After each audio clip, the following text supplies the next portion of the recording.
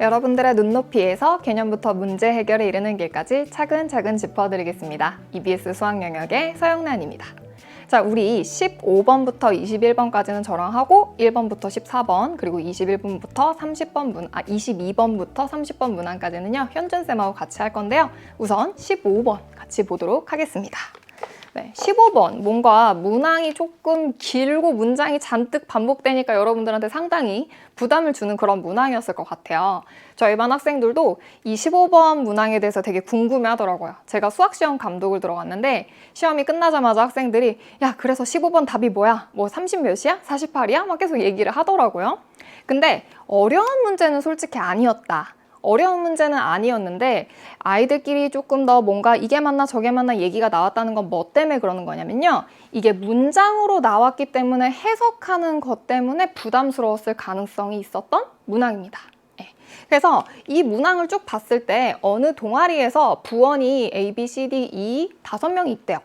그 중에서 3명을 선택해서 다음과 같이 동아리 C를 청소하는 당번을 정하려고 한다. 그럼 당번을 정하려고 했다라는 거는 당번에 정하는 경우의 수를 구하는 문제가 나오겠죠? 그래서 지금 보시면 다음은 당번을 정하는 경우의 수를 구하는 과정의 일부다 해가지고 일부러 과정을 줬기 때문에 여러분들은 그 과정형 문제를 쭉 따라가시기만 하면 돼요. 그리고 이렇게 학력평가나 평가원에서 나온 문제들은요, 이렇게 가나다를 뚫어서 과정형 문제가 항상 한 문제씩 출제가 되고 있거든요. 그래서 얘는 그런 유형의 문제입니다. 그럼 내용은 보자마자 아, 경우의 수 문제구나 해서 단원을 알아보면 경우의 수 문제라는 것을 파악하실 수가 있어요. 제가 앞으로 분홍색은 단원명, 즉 이 문제를 봤을 때 무슨 단원에 해당하는지 알아야지 우리가 써먹을 수 있는 이런 식들이 한정적이잖아요. 그래서 우선 분석해서 단원명을 써드릴 거예요. 자, 그 상태에서 이제 내용을 한번 쭉 읽어보셔야 돼요. 월, 수, 금 당번을 각각 한 명씩 서로 다르게 정한대요. 그러니까 사람이 있으면 A, B, C가 있으면 A, B, C 이렇게 다르게 들어가야 된다는 얘기고 A, A, B 이러면 안 된다는 내용이겠죠? 그리고 나서 A는 당번을 하고 B와 C 중 적어도 한 명은 당번을 한다라고 표현이 돼 있어요. B와 C 중 적어도 한 명이라는 표현은 뭐냐면 적어도 최소한 한 명은 당번을 한다는 얘기예요. 그래서 둘이 해도 되지만 한 명은 무조건 해야 돼. 그래서 B가 하고 C가 안 하거나 B가 안 하고 C가 하거나 아니면 B, C 다 하거나 이렇게 케이스가 3가지가 있겠구나라고 우리가 파악하실 수가 있죠. 아니나 다를까 과정 속에 그런 내용이 나옵니다. 3가지 경우로 나누어서 구할 거다. B, C가 모두 B는 하고 C는 안 하고 C는 하고 B는 하지 않는 경우 이렇게 3가지로 나뉘어져 있습니다.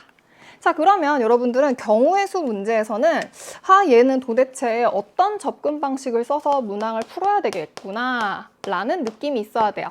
근데 여기서는요 배운 게 2개밖에 없어요. 뭐가 있냐면 합의 법칙과 곱의 법칙 이렇게 딱 2개만 배워요.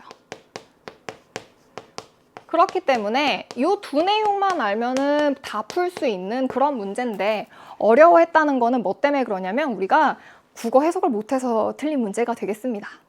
그래서 우선 합의 법칙과 곱의 법칙에 대한 개념을 제가 좀 간략하게 써드릴게요. 개념. 앞으로 개념은 제가 다 초록색으로 써드릴게요. 제가 초록색으로 쓴 부분들은 반드시 다시 읽고 머릿속에 입력시켜 두어야 돼요. 그래서 내용을 보면 이렇습니다. 자, 두 사건 A, B의 경우의 수가 각각 스몰 a, 스몰 b라고 쓰겠습니다. 각각 스몰 a, 스몰 b일 때 이제 합의 법칙을 얘기할 거예요. 합의 법칙. 이 전제 조건으로 해서 합의 법칙은 도대체 뭐 얘기하는 거냐?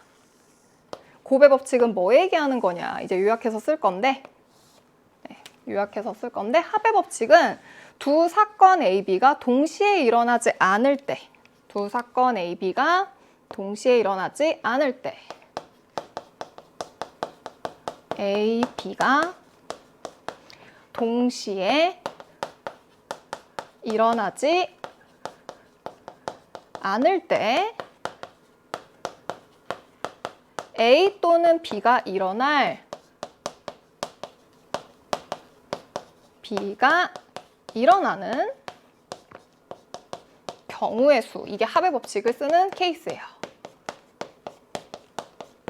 그 다음 또 다시 많이 쓰이는 것 중에 하나는 뭐냐면 곱의 법칙이에요.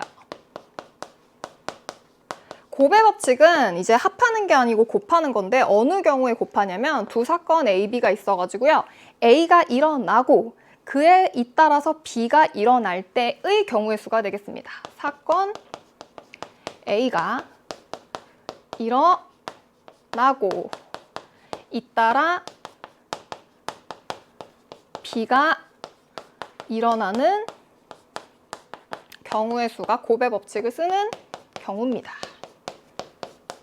그래서 어떻게 된다고요? 얘네 둘은 A 더하기 B가 되고요. 얘네 경우는 A 곱하기 B가 되겠습니다. 그래서 언제 합하고 언제 곱하는지만 알면은 사실은 여러분들이 고3 때 배우게 되는 순열과 조합에서 여러 가지 순열 이런 것도 사실은 내용 몰라도 풀 수 있어요. 이게 기본이에요. 경우의 수에.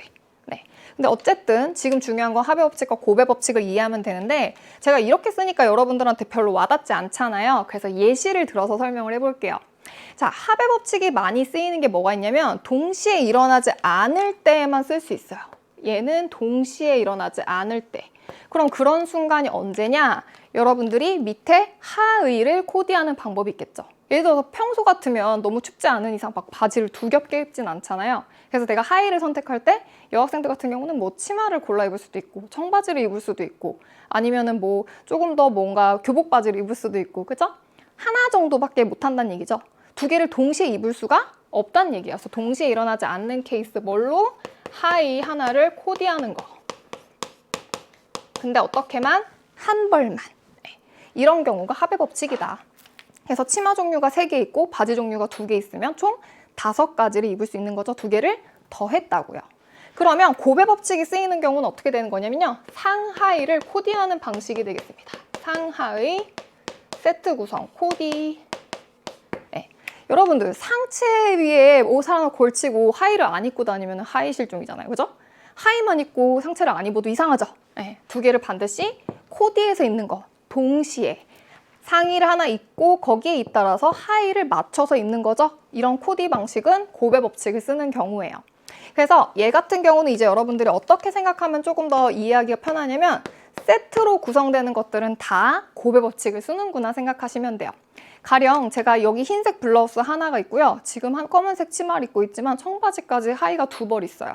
그럼 이렇게 입는 경우랑 청바지랑 같이 입는 경우 1 곱하기 2 해가지고 총 2가지가 되겠죠. 그래서 곱의 법칙은 어떻게 하면 된다? 상하의를 코디해서 세트로 입는 구성이 뭐다? 곱의 법칙이구나 라고 생각하시면 돼요. 그래서 잇따라, 동시에 이런 표현들이 되게 중요해집니다. 그럼 한번 볼게요. 지금 우리는 뭘 풀려고 하는 거냐면 당번을 정할 건데 월수금으로 되어 있는 당번의 세트 구성을 보려고 하는 겁니다. 즉 월요일에 올 수 있는 학생, 수요일에 올 수 있는 학생, 금요일에 올 수 있는 학생 각각의 경우의 수를 구한 다음에 뭘 쓸 거예요? 세트니까 곱의 법칙을 쓸 거예요. 그래서 첫 번째 케이스를 분류했는데 B와 C가 모두 당번을 하는 경우를 볼게요. B, C 모두 당번. 근데 문제 조건에서 A도 무조건 당번을 하게 되어 있다고 조건이 걸려 있었잖아요. 그러면 이 경우는 월수금에 A, B, C가 배치되는 경우밖에 없을 거예요. 그래서 월요일하고 수요일하고 금요일에 올 수 있는 각각의 당번의 경우의 수를 생각해보면 여기에 A, B, C 중에 한 명이 오겠죠. 총 몇 가지? 3가지. 그러면 수요일에 올 수 있는 경우는 월요일을 선택한 애를 제외하고 2명 있겠죠. 2명. 금요일은요. 월수에 배치된 애를 제외하면 1명이 있을 거고요. 그래서 얘네들을 무슨 법칙을 적용한다? 세트 구성 곱의 법칙을 적용하시면 되겠습니다. 그래서 총 몇 가지요? 6가지. 그래서 B, C가 모두 당번이 되는 경우는 이렇게 총 6가지가 나오고요. 얘가 뭐라고요? 문제 조건에서? 얘는 가구나 라는 걸 알 수가 있습니다. 그럼 이제 두 번째 볼까요? 두 번째. 이번에는 두 번째 케이스에서 뭐라고 했냐면 B는 당번을 하고요. C는 당번을 안 하는 경우에 대해서 이야기를 한대요. 그럼 생각해 보세요. A는 반드시 들어간다고 했고 B도 지금 한다고 했으니까 A, B 구성으로 갈 수도 있는데 나머지 한 명 C는 들어올 수 없대요. 근데 남은 친구들이 D랑 이 친구가 있었죠. 그래서 A, B, D 조합으로 당번을 하는 경우와 A, B, E 조합으로 당번을 하는 경우 총 두 가지 케이스가 있겠죠. 그럼 첫 번째 케이스 A, B, D 케이스로 볼게요. A, B, D 케이스에서 월수금에다가 또 얘도 배치를 할 거예요. 월수금. 그러면 A, B, D로 왔을 때도 A, B, D 중에 한 명, 세 가지. 수요일은요, 하나 빼고 두 개. 금요일은 월수에 배치된 친구들을 빼면 한 경우가 있을 거고요. 얘도 마찬가지로 월수금 세트 구성이니까 곱하면 얼마다? 6가지가 되겠구나라는 걸 알 수가 있어요. 언제? A, B, D를 골랐을 때. 그리고 우린 어떤 경우도 있겠어요? 당연히 A, B, E인 경우도 있겠죠. 그러면 문자만 바뀌었을 뿐이니까 똑같이 월요일에 3명, 수요일에 2명, 금요일에 1명일 거고요. 월수금 세트 구성의 당번 구성 보고 싶은 거니까 곱하면 총 6가지가 나와요. 그럼 이제 물어볼게요. 그래? 그럼 각각 6가지 나왔는데 이제 여기서 어떻게 할까? 더 할까요? 곱할까요? 자, 핵심은 이거예요. 동시에 일어날 수 있는지 없는지. 근데 얘네 두 개를 보세요. 당번 구성이 A, B, D로 되어 있는 것과 A, B, E로 되어 있는 거가 동시에 일어날 수 있겠어요? 없겠어요? 없겠죠. 얘네 둘은 동시에 일어나지가 않아. 그래서 무슨 법칙을 쓸 거예요? 합의 법칙을 쓰는 겁니다. 그래서 총 몇 명? 몇 가지? 12가지가 나와요. 그래서 12가지가 나오기 때문에 저 두 번째 조건에서 원하는 경우의 수 나는 12가 되겠구나 라는 걸 할 수가 있어요. 그렇게 해서 12 이렇게 나왔습니다. 그러면 세 번째 경우도 한번 볼까요? 세 번째 경우. 이번에는 B는 안 되고 C는 당번으로 반드시 들어와야 돼요. 그러면 A는 무조건 들어간다고 했으니까 A, C, D 구성 아니면 A, C, E 구성으로 가야 되는데 얘네도 마찬가지로 구성이 두 가지 케이스로 나누고 얘네 둘은 동시에 일어날 수가 없겠죠. 얘 동시에 안 돼. 그럼 나중에 합의 법칙을 쓰면 될 텐데 지금 두 번째 케이스나 세 번째 케이스나 다 어떻겠어요? 그냥 문자만 바뀌어 있을 뿐이에요. 사람만 바뀌어 있을 뿐이니까 경우의 수는 그대로겠죠. 그렇지만 복습 겸 한번 써볼게요. 첫 번째 케이스 월수금에 누구를 배치한다? A, C, D를 배치를 해보겠습니다. 그러면 A, C, D 중에 한 명이니까 세 가지. 그러면 월요일에 선택된 애는 빼고 금요일은 월수 선택된 애를 빼면 얘네들이 어떻게 된다고요? 세트 구성 곱하기 해서 6이구나. 그러면 두 번째 케이스 A, C, E로 이렇게 구성하는 경우도 마찬가지로 월요일에 배치될 수 있는 애는 A, C, E 중에 한 명이니까 세 가지. 수요일은요, 월요일을 이미 선택한 애는 고를 수 없으니까 두 가지. 금요일은요, 월수에 고른 학생들은 고를 수가 없으니까 한 가지. 그래서 곱의 법칙을 적용하면 6이 되겠습니다. 그런데 A, C, D이면서 에이스가 될 수가 있을까요? 안 되죠. 그래서 무슨 법칙을 쓸 거다? 합의 법칙을 쓸 거다. 그래서 두 개를 더 할 거다 해서 얘도 12가지가 나오는데 여기서 풀이를 잘 보셔야 됩니다. 다가 12가 될 것이냐? 그게 아니죠. 쭉 따라가 볼게요. C는 당번을 하고 B를 당번하지 않는 경우에서 점점점에서 중략, 생략을 했어요. 중간에 생략한 거를 중략이라고 표현하는데 그 중략된 부분을 제가 지금 써드린 거예요. 그럴 때 1, 2, 3에 의해서 당번을 정하는 경우의 수를 물어봤죠. 그럼 볼까요? 여기서 이제 1, 2, 3에 의해서 1, 2, 3에 의해서 지금 사실 뭘 구하고 싶은 거예요? 전체 경우의 수를 구하고 싶은 거죠.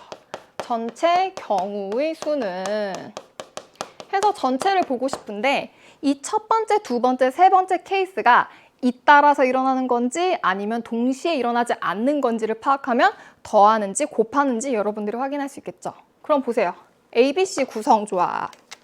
지금 요 구성이랑 요 구성, 요 구성, 요 구성 다 동시에 일어날 수 있나요? 없나요? 없죠.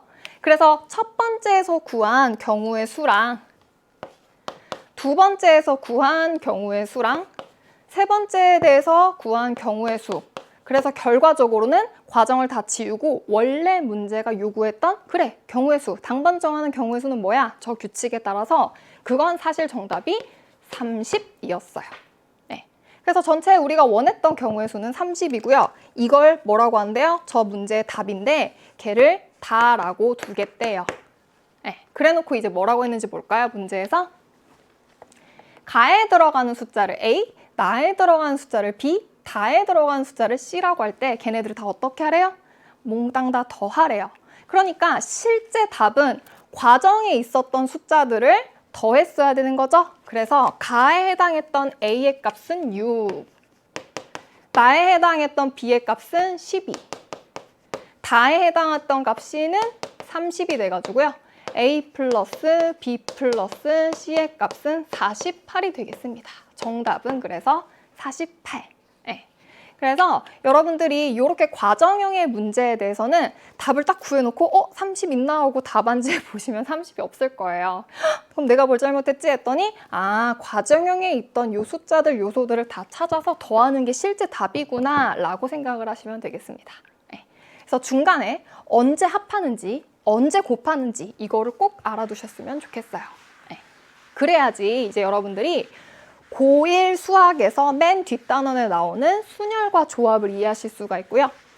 혹시 나중에 확률과 통계라는 과목을 선택하시게 되면은 여러분들이 원순열 그리고 중복조합 이런 내용들까지 다루실 수가 있습니다. 그래서 합의 법칙, 곱의 법칙 꼭 기억을 해 주셨으면 좋겠습니다. 자, 이번에는 16번 갈게요.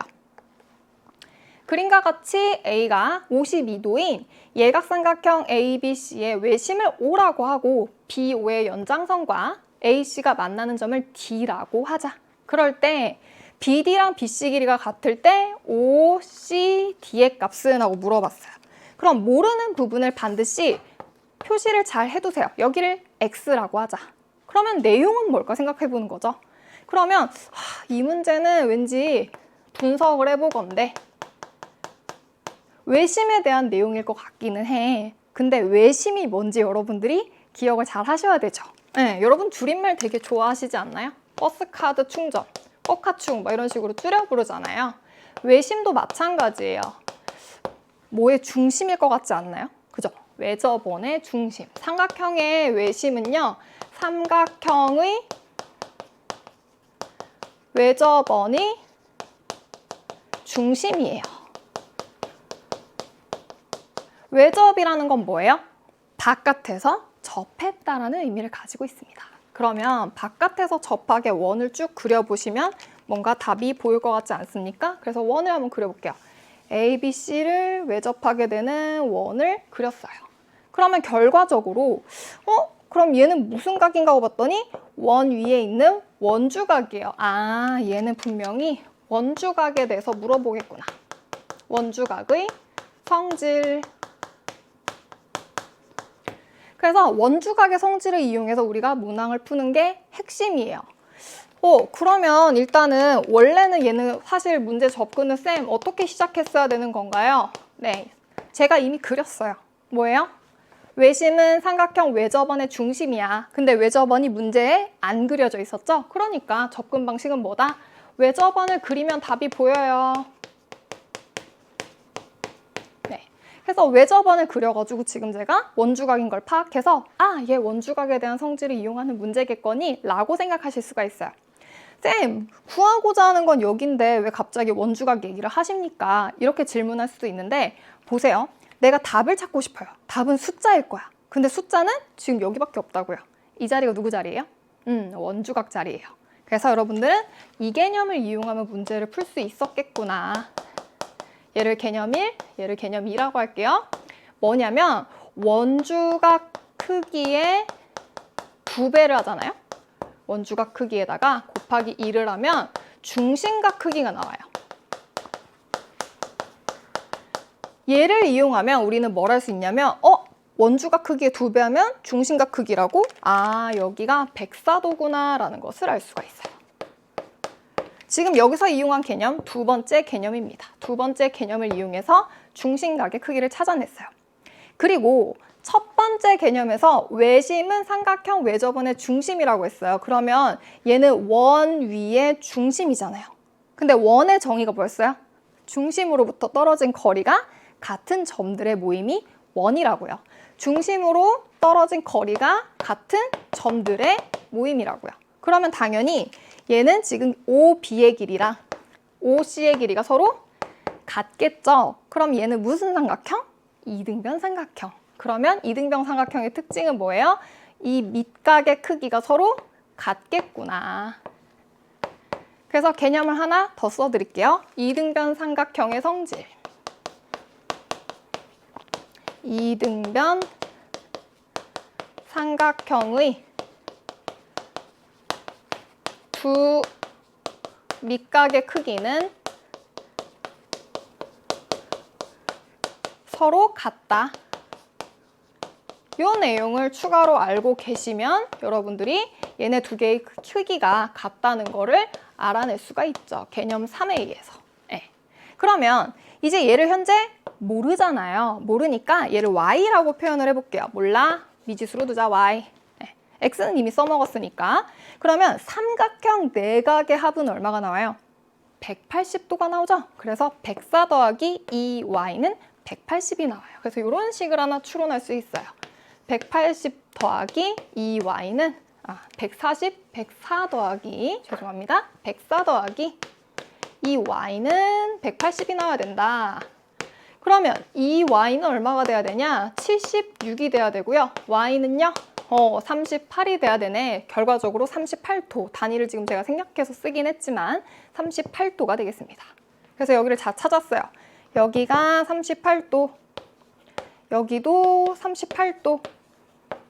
그런데 지금 현재 우리가 아직 안 써먹은 조건이 있는데 그게 누구냐면 BD랑 BC가 서로 같다라는 정보예요. BD랑 BC가 같다. 그럼 볼게요. BD 표시할게요. BD, BC 무슨 삼각형? 이등변 삼각형. 그러면 또 개념 3에 의해서 어떻게 되겠어요?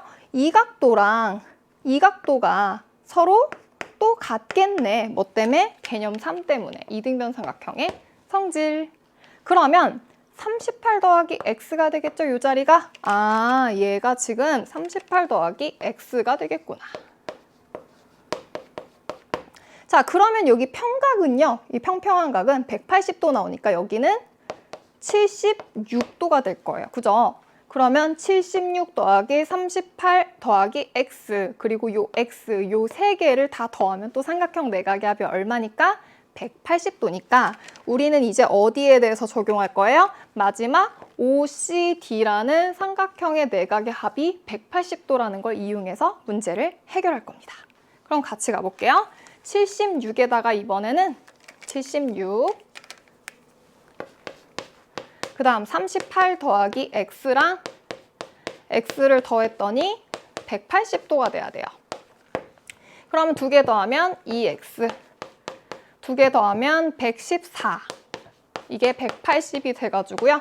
2x의 값은 얼마냐? 180에다가 114를 빼면은 66도겠죠? 그래서 x는 33도가 되겠습니다. 이 x가 우리가 구하고자 했던 정답이죠. 그래서 정답은 33도가 되겠습니다. 여기 33도야. 끝났어. 네. 그래서 여러분들이 이 과정에서 쓰인 개념들을 쭉 정리해보면 이렇게 세 가지가 쓰이고 있어요. 외심, 삼각형의 외접원의 중심이다. 그러고 보니까 원주각이 보여요. 원주각의 성질은 여러분 이거 하나만 기억하시면 돼요. 뭘까요? 네. 중심각의 크기는 원주각 크기의 2배가 된다. 그리고 이등변 삼각형의 두 밑각의 크기는 서로 같다. 이 세 가지가 들어가서 얘가 배점이 높은 4점짜리 문항이 됐어요. 그렇지만 계산량은 그렇게 많지 않습니다. 그러니까 여러분들이 연습을 해두셨으면 좋겠어요. 그래서 내용들 중에 원주각 크기의 2배는 중심각 크기다. 요거 여러분들이 나중에 수학 1에서 2학년 때 배우는 수학 1하고도 연결되는 파트니까 꼭 기억을 해두셨으면 좋겠어요. 별로 안 어렵죠? 네. 그 다음에 17번. 다음 그림은 어느 수학 전시관의 입장권을 나타낸 것이다. 되게 엄청 멋있는 그림이네요. 네. 그리고 입장권은 고객용과 회수용 두 부분으로 나눠 있대요. 네. 여러분들이 보통 어떤 전시회 같은 데 가서 입장권 딱 뽑으면 이렇게 점선으로 돼 있어서 이렇게 딱 찢어가지고 회수용을 딱 가지고 가잖아요. 그죠? 여기서. 그래서 고객용 부분의 넓이가 입장권 넓이의 5분의 루트 15인데 회수용 부분의 넓이가 4가 된대요. 그럴 때 입장권의 넓이는 하고 물어보는 문제입니다. 네. 얘도 줄글로 이렇게 표현이 돼 있기 때문에 여러분 입장에서 되게 당혹스러울 수도 있는데 문제를 읽고 그냥 잘 해석을 하시면 돼요. 그래서 분석을 해보자. 아직은 뭔지 모르겠어. 왜? 한국어로 나와 있으니까. 그죠? 네. 사실 수학식이 있으면 여러분들이 굉장히 잘 푸는데 한국어가 더 어렵지 않으세요? 네, 여기 아마 한국어 해석하는 것 때문에 힘들어가지고 포기한 친구들도 있을 텐데 할 수 있어요. 이제 같이 해볼 거예요. 그럼 어떻게 접근할 거냐? 우리가 관심 있는 건 답이에요, 답. 답을 우리가 원하는 입장권 넓이 S라고 둘게요. 입장권 넓이를 S라고 하자. 그래놓고 우리는 S의 값을 구하시면 되겠죠.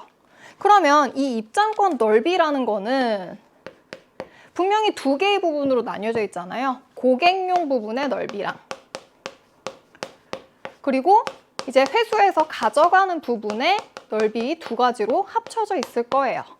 근데 문제에서 뭐라고 했냐면 고객용 부분의 넓이에 대해서 언급하고 있어요. 얘가 전체 입장권 넓이의 5분의 루트 15래요. 그러면 얘는 무슨 의미를 가지고 있냐면 원래 있었던 거에 5분의 루트 15만큼 곱했단 얘기입니다. 그래서 우리가 고객용 부분의 넓이를 구했어요. 5분의 루트 15 곱하기 S. 곱하기 보통 생략해서 많이 쓰죠? 그리고 회수용 부분의 넓이는 아예 4라고 대놓고 알려줬어요. 이거 뭐예요? S에 대한 1차 방정식이죠. 그래서 이항을 시켜서 정리를 하면 얘네 양변에 5분의 루트 15S를 빼주면 S 마이너스 5분의 루트 15S 이게 4가 됩니다. 그리고 똑같은 S잖아요. 그래서 S로 묶어내면 1 마이너스 5분의 루트 15 이렇게 쓰셔도 되는데 일단은 유리수 있는 게 여러분들한테 부담스럽잖아요. 그래서 양변에 5를 곱할게요. 그래서 5S 마이너스 루트 15S 4, 5, 20 이렇게 될 거예요. 자, 공통적으로 보이는 S가 있습니다. S끼리 묶고 나머지 애들을 따로 정리해주면 5 마이너스 루트 15에 S 이게 20이 될 거고요. S의 값은 5 마이너스 루트 15분의 20이 되겠구나 했는데 정답지에 아직 없어요.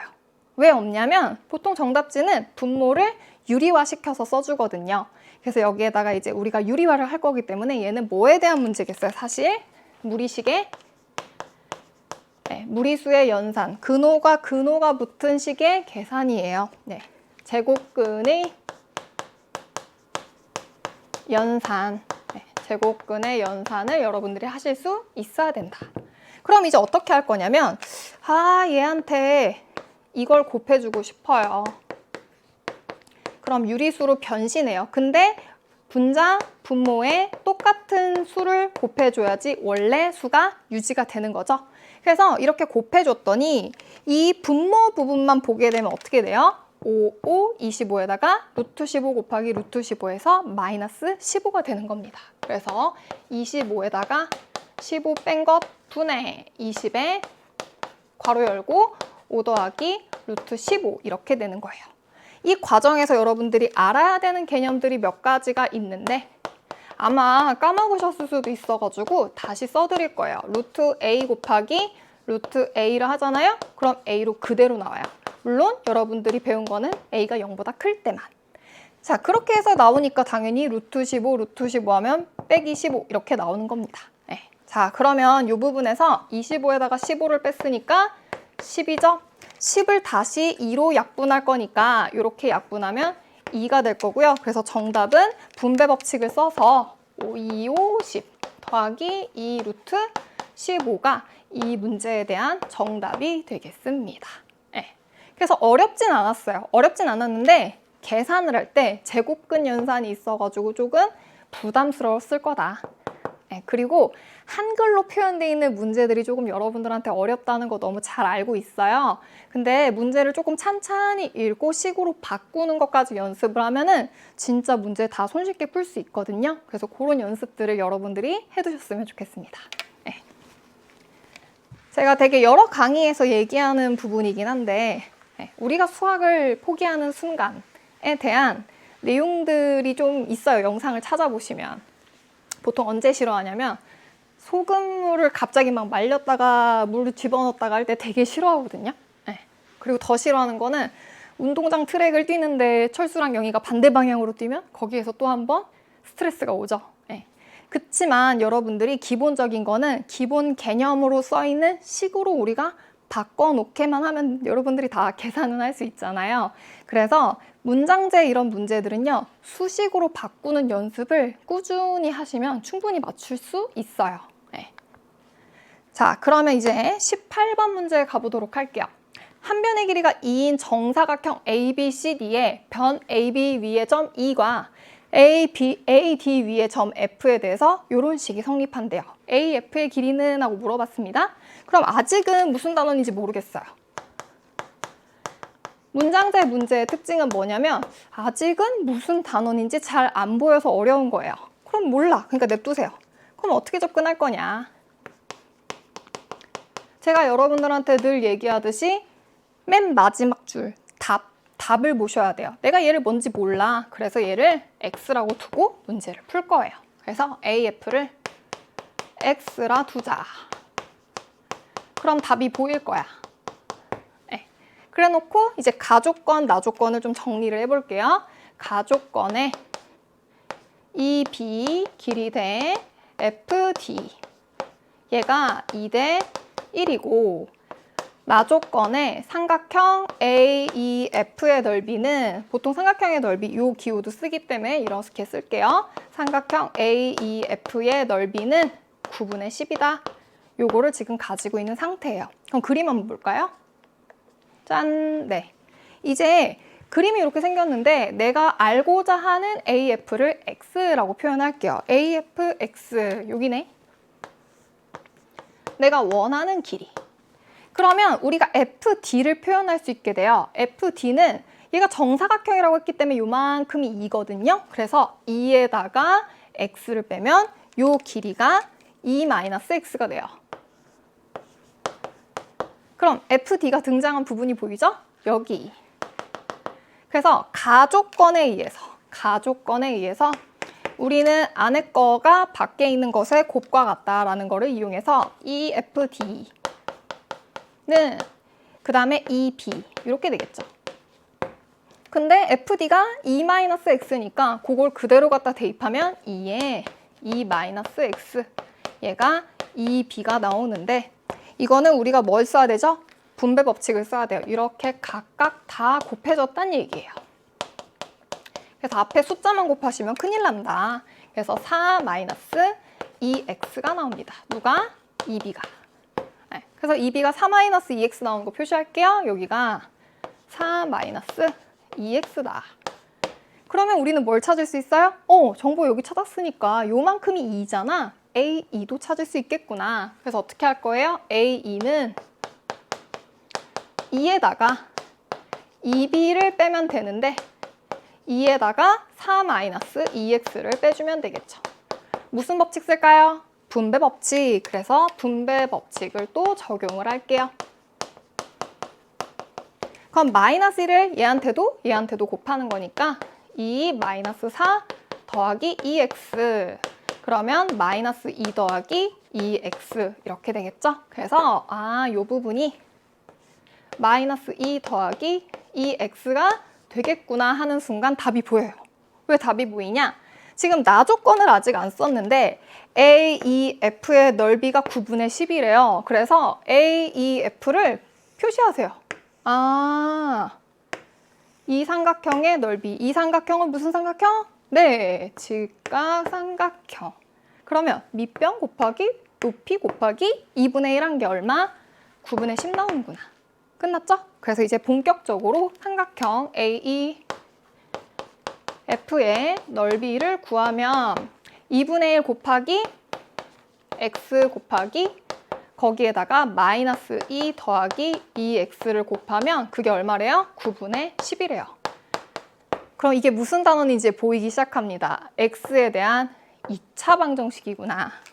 문제에서 요구한 거는 2차 방정식의 해를 물어본 거예요. 그럼 2차 방정식의 해를 구하는 방식은 여러분들이 두 가지를 배우셨어요, 중학교 때. 첫 번째 뭐예요? 인수분해. 두 번째 뭐예요? 근해 공식. 인수분해가 예쁘게 잘 되면은 굳이 복잡한 근해 공식을 쓸 필요는 없겠죠? 그래서 인수분해에서 저는 한번 풀어보도록 할게요. 자, 그러면 이제 여기에서 2를 먼저 나누게 되면요. 이 나눈 2도 분배해서 들어가요. 그래서 여기는 마이너스 1 더하기 x가 됩니다. 그래서 얘를 전개해주면 분배 똑같이 들어가겠죠? 그래서 분배 법칙을 적용할 거예요. 분배 법칙. 그럼 왼쪽 변을 정리하면 마이너스 x 더하기 x제곱이 되겠죠? 즉, 교환 법칙 쓰면 x제곱 마이너스 x가 될 거고요. 그 값이 9분의 10이 된대요. 근데 이렇게 유리수가 있으면 여러분들 좀 심적으로 부담되잖아요. 그래서 9를 양변에 곱할게요. 9x제곱 마이너스 9x는 10이잖아요. 근데 10을 미리 빼주면 이렇게 식이 예쁘게 정리가 되겠죠? 자, 그럼 이 상태에서 이제 우리는 인수분해를 할게요. 3x 마이너스 5 더하기 2. 어떻게 이렇게 빨리 했냐? 여러분들도 하는 거 연습을 좀 해두셔야 돼요. 그래서 해두면 마이너스 3분의 2 또는 3분의 5가 나오는데 여기서 여러분들이 조심해야 될 게 있어요. 우리가 항상 답을 구해놓고 답을 못 찾으면 큰일 나요. 원래 찾았던 x는 누구였어요? 길이죠. 길이니까 당연히 0보다 커야 돼요. 그래서 x가 0보다 크므로 정답은 얼마다? 3분의 5다 하고 결론이 나는 겁니다. 네. 그래서 내가 구하고자 했던 원래 목적지가 누구였느냐? 길이다. 길이니까 반드시 뭐보다 커야 돼요? 0보다 커야 되지 라는 생각을 잊어버리시면 안 됩니다. 꼭 알아두세요. 그래서 정답은 3분의 5. 이렇게 해서 여러분들하고 같이 18번까지 쭉쭉 가봤습니다. 네. 다음 문제는 아마 여러분들을 당혹시켰을 문제일 것 같기는 한데 한번 같이 볼게요. 어느 평평한 광장에 4지점이 있대요.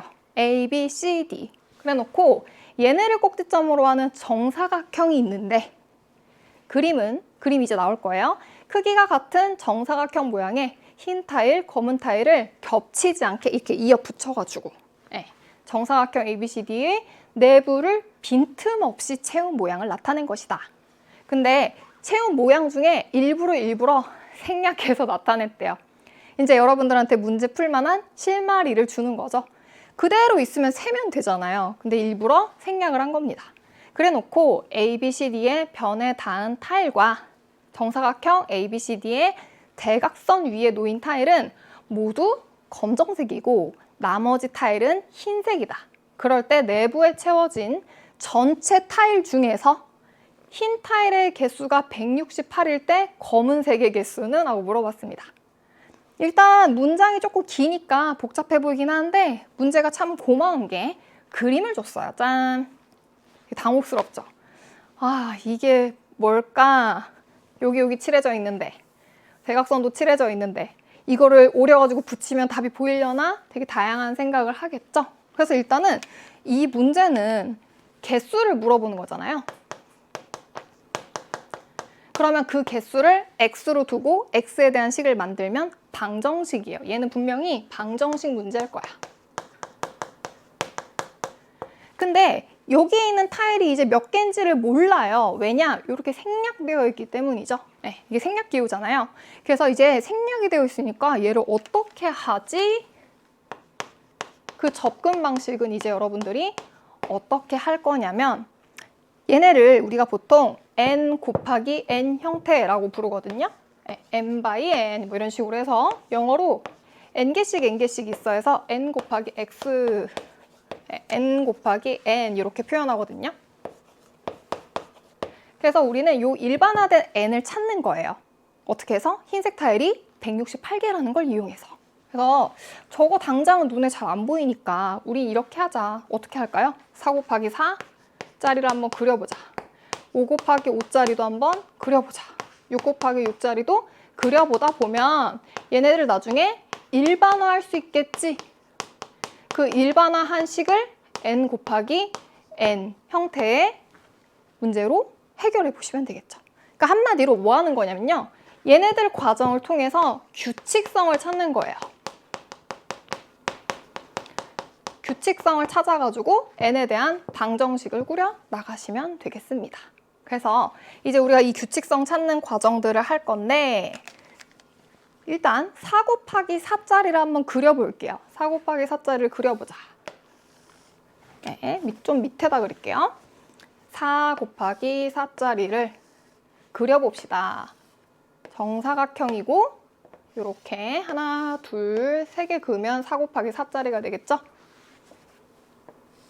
그 다음 얘도 하나, 둘, 세 개 그으면 4 곱하기 4짜리를 만들어낼 수 있을 거예요. 그럼 규칙성에 따라서 지금 어떻게 칠하라고 했냐면 정사각형의 A, B, C, D 이 변들을 맞닿게 되는 부분들을 다 검정색으로 칠하래요. 제가 검정색을 이렇게 X로 표시할게요. 테두리를 윤곽선을 다 검정색으로 하자. 그래 놓고 이제 이 정사각형의 대각선을 그려서 그 대각선하고 만나는 애들 얘네들도 다 검정색으로 칠하래요. 4 곱하기 4짜리는 그냥 다 검정색으로 칠해버리는 거구나. 그럼 이제 5 곱하기 5짜리는 어떻게 될까? 또 보셔야겠죠? 5 곱하기 5짜리도 한번 보자. 5 곱하기 5짜리.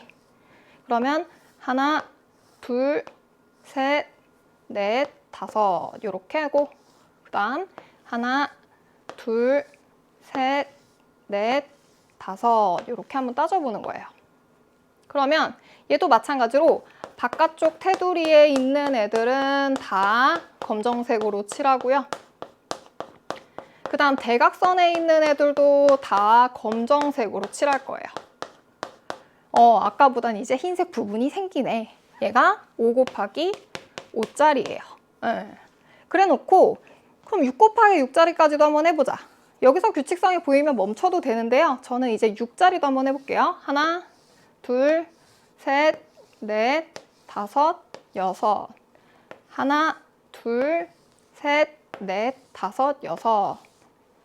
이렇게 표시를 해서 이제 테두리 좀 삐져나간 부분을 지워볼게요. 그리고 이제 각 외곽선에 있는 애들 전부 다 어떻게 하자고요? 검정색으로 칠하래요. 이렇게 제일 바깥쪽에 있는 테두리 부분이 변하고 맞닿는 부분이니까 얘네들 다 검정색으로 칠하라네. 칠했어요. 그 다음 뭐 하래요? 대각선을 또 하래요. 그래? 그럼 대각선, 대각선, 대각선, 대각선. 이쪽 대각선, 대각선, 대각선, 대각선. 얘가 6 곱하기 6짜리가 되겠습니다. 그러면 여러분들은 눈치를 채실 수가 있어요. 그러면 테두리를 제외하고 대각선 남는 부분들만 한번 관찰해보자. 그러면 가운데 딱 정확히 중심으로 해서 대각선이 칠해진 부분은 지금 현재 이 부분이죠. 얘도 한번 볼까요? 얘도 이 대각선 칠해진 부분만 보면 이 모양이죠. 얘도 대각선 칠해진 부분들을 다 표시해보면 안쪽의 모양이 이 모양이죠. 이게 짝수일 때랑 홀수일 때랑 뭔가 이 가운데 지점에서 만나는 모양이 달라지는구나 라는 걸 알 수가 있어요. 언제일 때랑 언제일 때로 짝수일 때랑 홀수일 때랑 모양이 달라지는구나. 그래서 이 문제는 어떻게 해결을 하셔야 되냐면 짝수일 때랑 홀수일 때로 나누어서 문제를 해결해 주셔야 돼요. 이쪽 한쪽 편의 길이를 가지고. 그래서 어떻게 풀 거냐면 첫 번째, n이 홀수일 때를 먼저 살펴볼게요. 자, 그럼 n이 홀수일 때는 이제 첫 번째 생각은 뭐냐면 그래? 그럼 홀수이면은 이런 케이스를 얘기하는 건데 얘는 검정색으로 칠한 부분을요. 전체에서 빼면은 흰색 부분의 개수가 나오겠죠. 흰색 조각의 개수가. 그래서 검은색을 볼 건데 그래? 이 검은색을 일로 밀어 넣자. 얘를 밀어 넣으면은 여기가 채워지겠죠. 제가 노란색으로 표시할게요. 여기가 이렇게 채워질 거예요. 그러면 채워진 부분, 가득 채워진 부분의 줄을 표시하면 하나, 한 줄, 두 줄, 그리고 세 줄이 생겨요. 그럼 여기 총 n개라고 할게요. 그러면 3n으로 시작하겠죠. 얘가 노란색으로 꽉 채워진 부분의 줄. 그럼 그 상태에서 이 조각이 1로 넘어가는데 여기만 뚫려 있어요. 그러면 여기서 이렇게 하나만 뚫려 있네? 즉 n-1 줄이 하나 있는 거죠. n-1 줄이구나. 요게 한 줄 있구나. 그 다음 이 가운데에 있는 줄이 남을 텐데요. n에다가 하나, 둘, 셋, 네 개의 줄이 이렇게 남을 거예요. 그래서 n-4에 줄에 이렇게 양 끝에 두 조각만 있으니까 곱하기 2 이렇게 들어갈 거예요. 아, 이렇게 초록색으로 칠해지는 이렇게 한 조각 한 조각, 두 조각짜리 있는 줄이 총 몇 개? n-4개 있겠구나. 그래서 얘네들을 전개해서 계산을 해보시면 어떻게 나오냐면 3n n-1 분배 법칙 2n-8 그렇게 나오고 그 다음 다 더하면 4n 6n 마이너스 9가 나올 거예요. 그래서 n에 대한 일반화된 식으로 나타낸 겁니다. 자, 그러면 얘가 지금 현재 무슨 색이냐면 검은색이에요. 그럼 흰색은 어떻게 될까?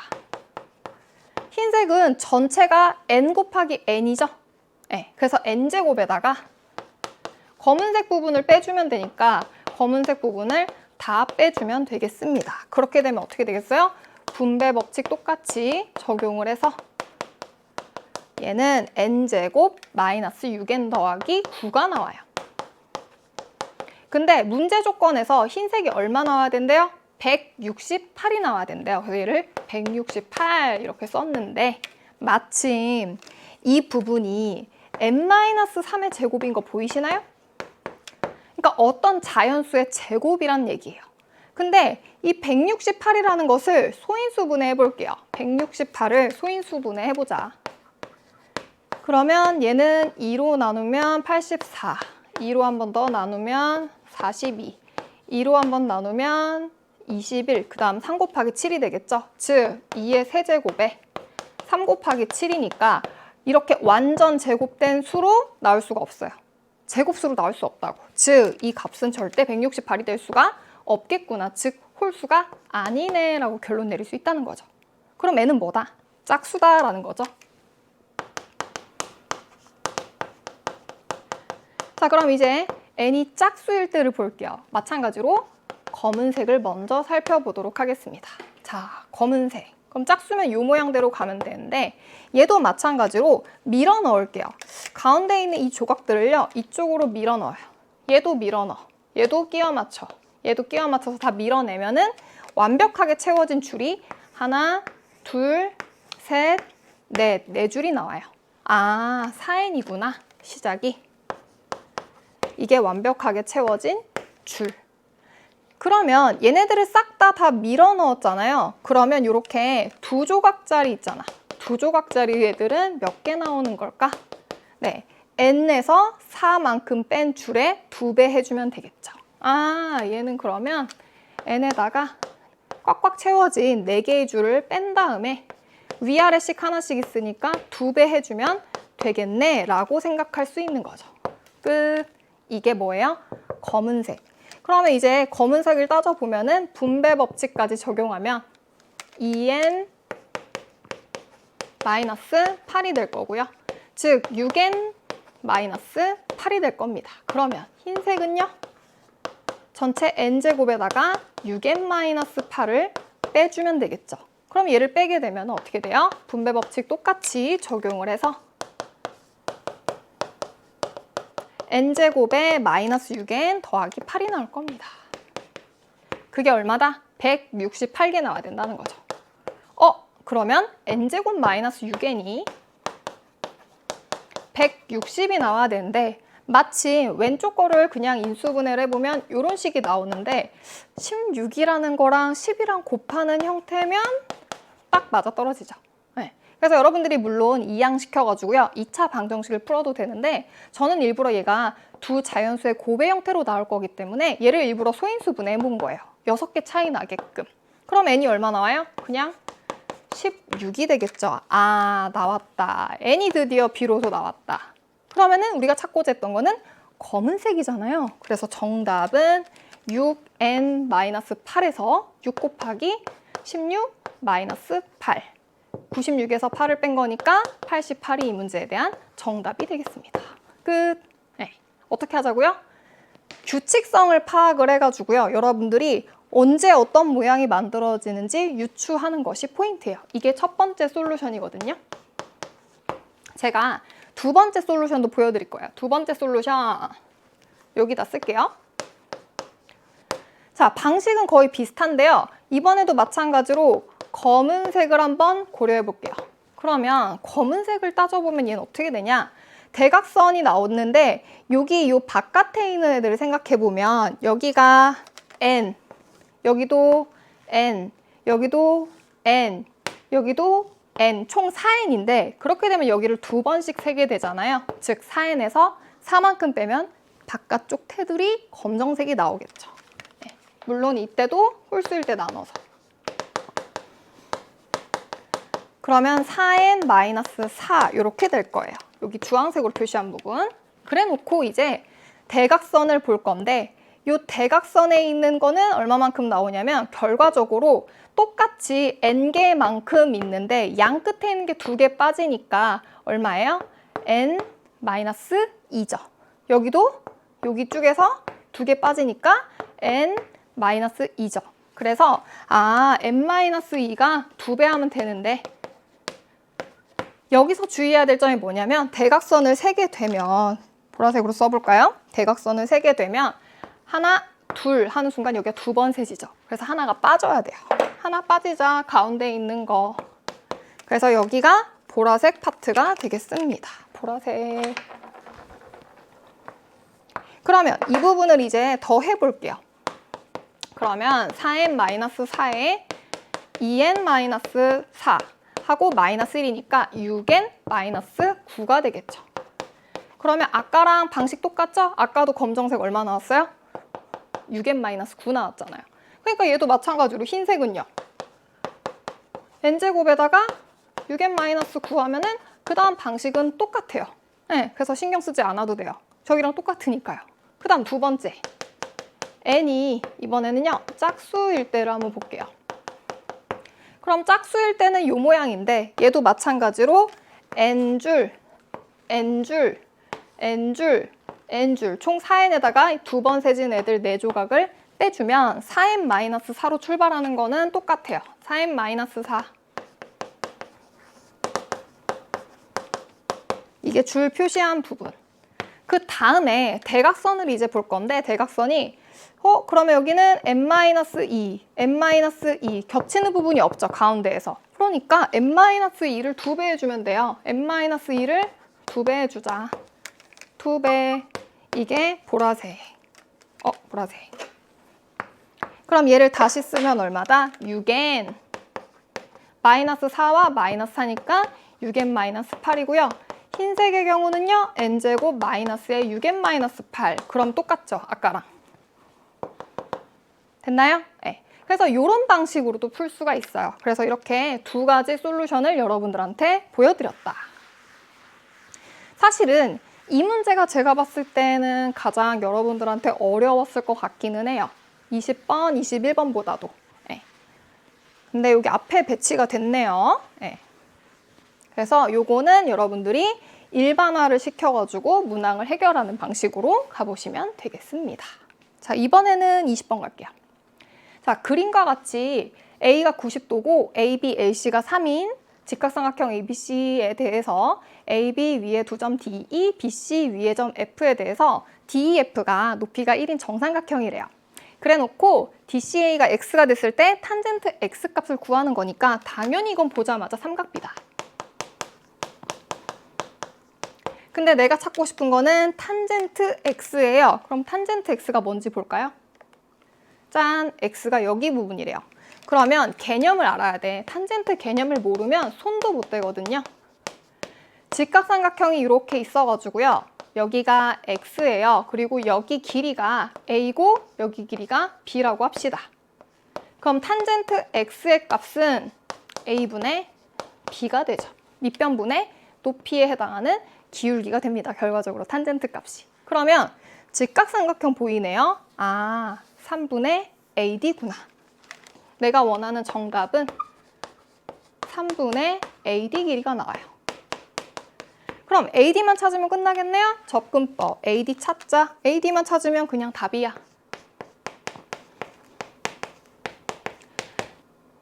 자, 그래서 우리가 구하고자 하는 것은 이 부분이죠. 근데 AD를 당장 구할 수는 없어요. 근데 문제 조건에서 AB 길이가 지금 현재 3이라고 얘기를 한 상황입니다. 그러면 3에다가 BD를 빼주면 끝나는 거겠죠? 우리의 목표는 뭘로 바뀌었다? AD 구하는 거에서 BD를 구하면 될 거야. 왜냐? AD의 길이는 3에서 BD를 빼면 되니까. 그래서 BD를 찾을 건데 우리가 갖고 있는 정보가 하나 더 있죠. 이 정삼각형의 높이가 1이다 라는 게 있으니까 얘를 이제 높이를 그리고 싶어서 한 점을 기준으로 해서 수직으로 내려 찍을 건데 여기를 찍느냐 여기를 찍느냐의 문제인데 지금 제가 일부러 노란색으로 표시한 거 보이세요? 목표가 얘기 때문에 수직으로 내려 찍더라도 여기다 찍어야지 답이 뭔가 보이겠죠. 네. 그래서 높이가 얼마라고 했냐면 현재 1이라고 했는데 얘가 지금 각도가 얼마라고 했냐면 60도예요. 정삼각형이니까. 그리고 여기가 30도거든요. 그럼 우리는 특수각을 생각해 볼 수 있겠죠. 1대, 2대, 루트 3. 그러니까 이 자리를 우리가 새롭게 하나의 점 H로 지정을 하고 얘가 지금 현재 1대 루트 3 비율이니까 DH의 길이가 루트 3분의 1이 된다는 것을 알 수가 있습니다. 자, 그렇게 되면은 우리가 이 길이도 찾아낼 수가 있어요. 왜 찾아낼 수가 있냐면 얘가 지금 현재 2등변 삼각형이거든요. 그럼 밑각의 크기가 서로 같으니까 180도에서 90도를 빼면 90도. 걔를 다시 절반으로 나누면 여기가 각각 45도씩이 되겠습니다. 근데 여기가 현재 90도잖아요. 그러면은 여기 90도, 45도, 45도니까 이 H와 F 길이는요. HB 길이랑 동일해지겠죠. 그럼 여기 길이는 1이 된다는 걸 알 수 있겠네요. 이제 BD 길이가 나왔다. BD 길이는 BH 길이에다가 HD 길이를 더하면 되는데 BH의 길이는 그 특수각에서 1, 얘도 그 특수각 B에 의해서 루트 3분의 1 이렇게 나와요. 그래서 여러분들이 여기에서 알아야 되는 개념은 특수각의 삼각 B에 대해서 알고 계셔야 되겠습니다. 특수각, 삼각 B. 두 가지만 알면 돼요. 45도, 45도, 90도 형태로 들어오는 거. 즉, 요 두 변의 길이가 서로 같겠죠? 1대 1대 루트 2 비율. 그리고 방금 전에 설명한 90도, 60도, 30도 케이스 1대 2대 루트 3이 되겠습니다. 여기가 30도, 여기가 60도. 얘를 이용하면 이 길이들을 각각 구하실 수가 있어요. 자, 그러면 BD를 우리가 찾았으니까 AD 길이가 뭔지 나오겠네요. AD 길이는 3에다가 얘를 빼라고 했으니까 3 마이너스 1 마이너스 루트 3분의 1. 즉, 2 마이너스 루트 3분의 1이 되겠습니다. 그럼 탄젠트 X값 구할 수 있겠네요. 탄젠트 X는 3분의 1의 AD 길이니까 저 값을 이렇게 쓸게요. 자, 3분의 2 마이너스 루트 3분의 1. 그러면 이게 분수가 여러 개가 나오니까 여러분들 보기가 불편하잖아요. 그래서 어떻게 할 거냐면은 여기에다가 분자 분모에다가 루트 3을 곱할게요. 그러면 2 루트 3 마이너스 1에 여기는 3 루트 3이 될 거예요. 근데 분모에 무리수가 있는 게 여러분들한테 굉장히 불편하시죠? 그래서 이제 어떻게 할 거냐면 분자 분모에 똑같이 루트 3을 곱해 보겠습니다. 그럼 1을 곱한 거잖아요, 사실. 그럼 여기서 3 나올 거고요. 3 곱해서 9분의 그리고 여기 두 개 곱하면 3에다가 2를 곱해서 6 마이너스 루트 3이 되겠습니다. 그래서 정답은 9분의 6 마이너스 루트 3. 그 과정에서 또 여러분들이 알아야 되는 개념 뭐예요? 루트 A 곱하기 루트 A가 얼마 나온다? A 나온다. 이 부분도 꼭 기억을 해주셨으면 좋겠습니다. 네, 그렇게 해서 탄젠트 값을 찾아냈어요. 보조선 긋는 게 되게 중요한 문제였는데요. 여러분들이 보조선을 그을 때는요. 답을 찾기 위한 형태로 가셔야 돼요. BD를 찾아야 돼. 그러니까 보조선 긋는다면 BD 쪽에 수직으로 내려 찍어 그어주시면 특수각이 보일 거고 그러면 각각의 변 길이가 보일 겁니다. 그러면 탄젠트 값을 구할 수 있겠죠. 자, 이제 마지막 문제예요. 21번. AB가 6이고요. BC가 8인 삼각형 ABC가 있는데 중점에 대해서 서로 수직으로 만난대요. 즉 중선이 서로 수직으로 만난다는 거겠죠? 그럴 때 보기에서 옳은 것만을 있는 대로 고르는 문제가 되겠습니다. 그럼 여러분 얘를 보자마자 이런 생각을 할 수 있어야 돼요. 이 문제는 무게중심이야. 바로 파악할 수 있는 친구는 개념이 있는 친구예요. 어떤 개념? 무게중심의 정의. 무게중심의 원래 본 뜻이 뭐냐면 삼각형의 무게의 중심이 아니라 여러분들은 이렇게 기억해 주세요. 세 중선의 교점. 삼각형 세 중선의 교점이 삼각형의 무게중심이에요. 그러면 삼각형의 세 중선이라는 건 도대체 뭐냐?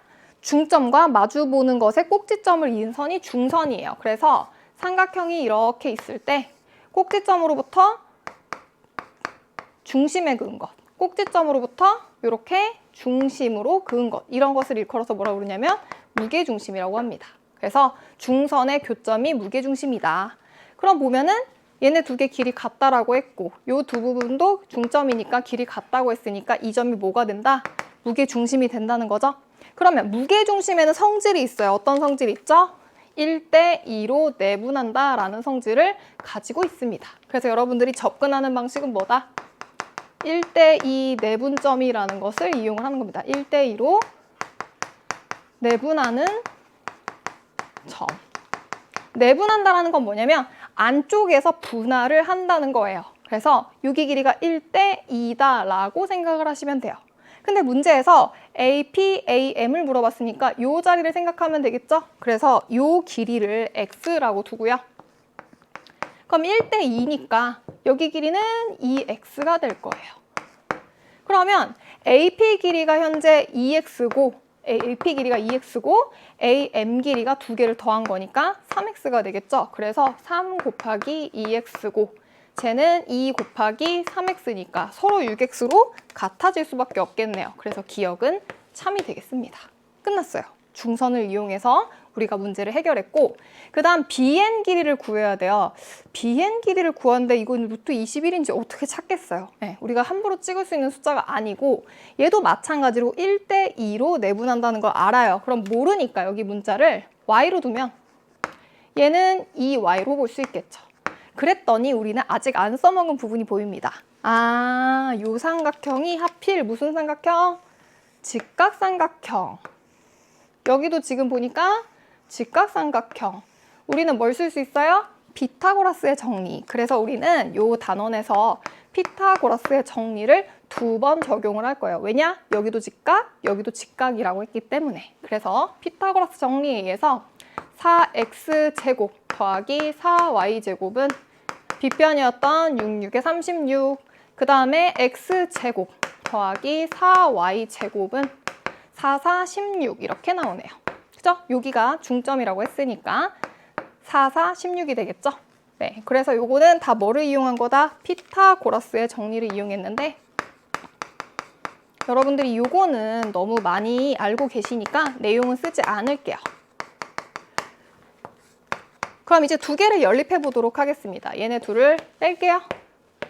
그러면 3x제곱이 20이고요. x제곱이 3분의 20이 되겠네요. x제곱이 3분의 20이다. 근데 우리가 찾고자 하는 거는 bn 길인데 bn이 뭔가 하고 봤더니 3y예요. 얘가 지금 현재 3y. 우리는 y를 찾고 싶은 거니까 x제곱이 3분의 20이면은 4y제곱은 16에다가 3분의 20을 뺀 거고요. 4로 한번 나누면 y제곱은 4 마이너스 3분의 5. 그러면 얘는 3분의 12에다가 5를 뺀 거니까 3분의 7이 되겠죠. 그러면은 y는 얼마냐? 루트 3분의 루트 7이고요.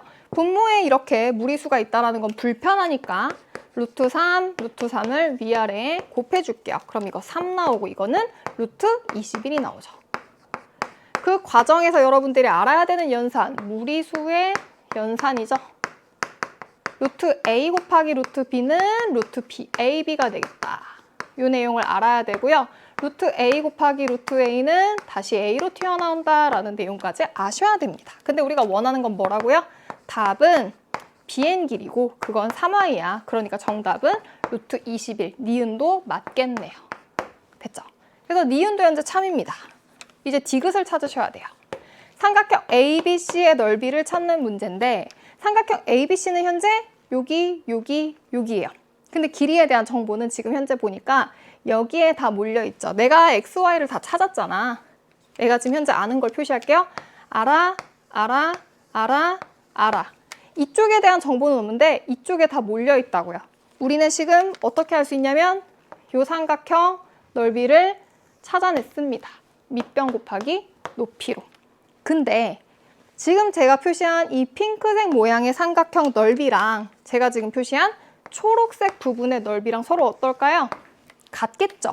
밑변 길이가 같아 높이 동일해. 그러니까 삼각형 ABC의 넓이는 제가 분홍색으로 표시한 저 삼각형 ABN 넓이에다가 2배 하면 끝나겠죠? 그러면 삼각형 ABN의 넓이는 어떻게 되냐? 밑변이 누구였어요? 여기 3y. 높이는 2x죠. 3y 곱하기 2x에다가 2분의 1을 해주면 되는 상황입니다. 그래서 3y는 아까 구해놨었죠? 루트 21. 거기에다가 얼마? 2 약분되니까 x만 구하면 되겠네요. x. 근데 x도 우리 아까 미리 찾아놨었어요. x제곱이 3분의 20이잖아. 그러니까 x는 뭐가 되겠어요? 루트 21 곱하기 루트 3분의 루트 20이 되겠죠. 그러면 루트 21은 루트 3 곱하기 루트 7이잖아요. 요거 바로 약분할게요. 그럼 이거 루트 7. 그러면 얘네 두 개 곱하면 요 법칙에 의해서 루트 140이 될 겁니다. 따라서 내가 구하고자 했던 넓이는 얘잖아요. 거기에다가 2를 곱할 거니까 정답은 2 루트 140이 될 텐데 이게 답인지 보고 싶으니까 140을 소인수분해 해봐야 되겠죠? 140 소인수분해합니다.